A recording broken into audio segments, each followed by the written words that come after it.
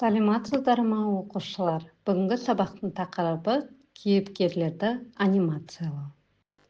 Бүгінгі сабақта кейіпкерлер қозғалысын программалау, байгейм ойын алаңында кейіпкерлерді қалай жылжытуға болады. Өз ойындарында жасауды үйренесіңдер. Оқу мақсаты кейіпкерлер анимациясын программалау, спрайт жасау. Сабақтың тақырыбы байгейм ойын алаңында кейіпкерлерді қалай жылжытуға болады. Спрайттарды жасау.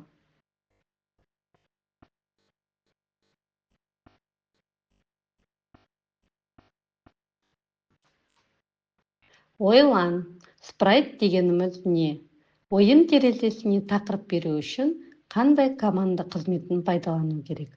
Ойын терезесінде спрайтқа өзіміз қалаған өлшемді беру үшін қандай команда пайдалану керек? Спрайт дегеніміз экранда жылжытуға болатын басқа графикалық нысандармен өзара әрекеттесетін графикалық нысан. Ойын терезесіне тақырып беру үшін байгейм display caption командасын пайдаланып, ойынның тақырыбы жазылады.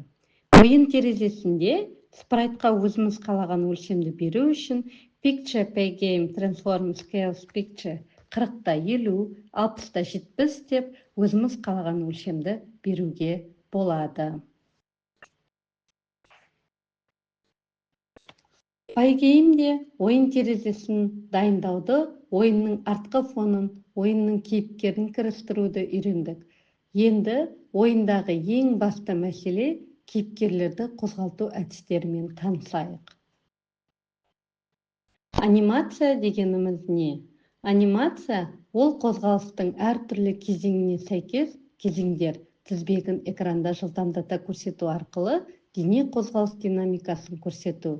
Компьютерлік анимация графикалық пиксельдердің бір орыннан екінші орынға ауыстыруы. Спрайт ойындағы графикалық нысандар, көбінесе кейіпкерлер.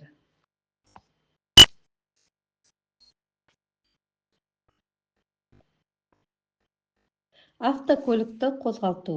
Байгеймде ойын кейіпкерлерін анимациялау, ойын терезесінде қойылған кейіпкерді жылжытуды қарастырайық. Екінші суретті қозғалту үшін оны бастапқы орнынан 200 пиксель оңға жылжытайық. Ол үшін автокөліктің орны сипаттайтын координатадағы X-ті 200-ге өзгертсек жеткілікті.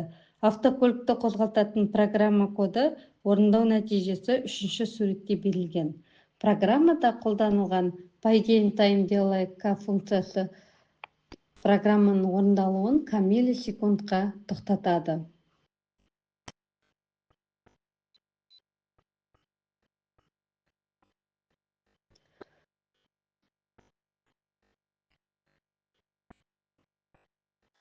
Алдарыңызда көрсетіліп тұрған кодты Python программалау тілінде жазамыз. Жазылғаннан кейін нәтижесін тексереміз. Сізде көрініп тұрған видеода автокөліктің бірінші орыннан екінші орынға қозғалысы көрсетілген.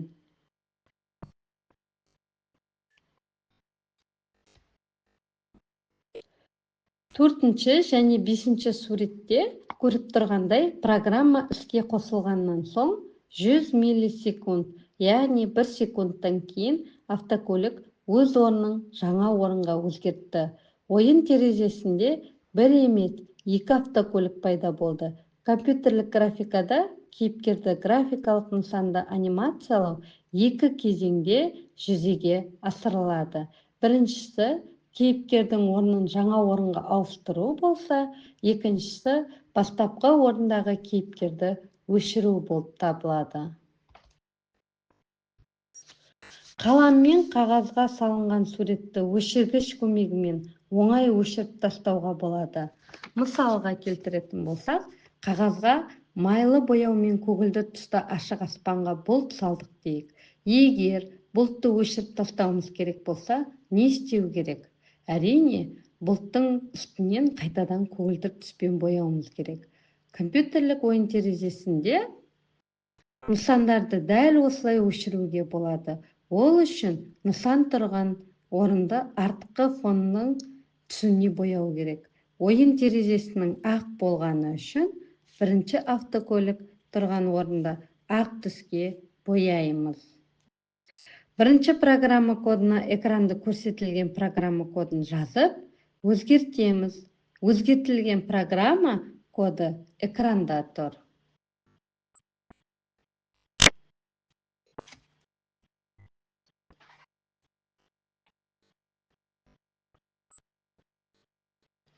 Жаңа айтылғандай, программа кодын өзгертіп, автокөліктің бастапқы орнын ақ түске бояймыз.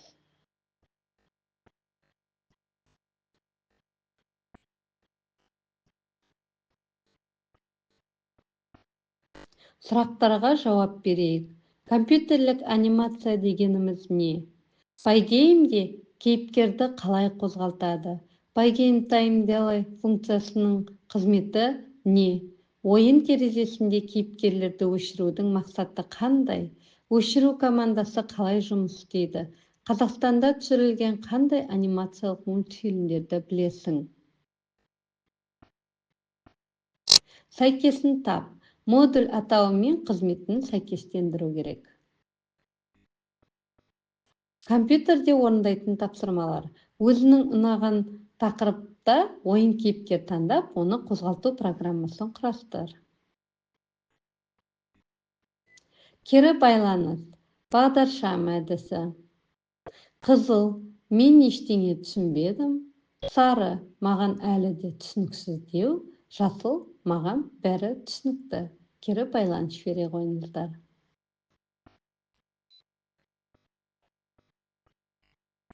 Назарларыңызға рахмет.